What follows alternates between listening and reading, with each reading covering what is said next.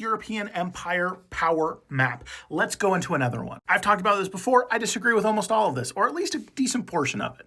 The next one on the list is the Russians. 1895. I don't think that this was the height of their power. This was actually at one of their worst points. They just came out of a famine. I'm not really sure why 1895 is being listed as their height. Because by this point, they had already given up Alaska. They still had some of their protectorates, but this was at the tail end of their empire. By far and away, the most powerful time for Russia was during the Soviet Union, specifically post-World War II, before they got into another Cold War with China. At this point, they controlled all of Eastern Europe, and they had a lot of satellites or communist governments or socialist governments around the world. And even places like India, which weren't directly fully communist, they still had a controlling communist party during periods of the Cold War. Definitely controlled a lot of land, such as their satellites in Eastern Europe. And they exerted influence and power over all these countries, plus even more. Because after all, it's not the size of the empire, but the power it wields. Especially in the 50s and 60s, the Soviet Union had so much power, and it exerted it great effect throughout much of the world.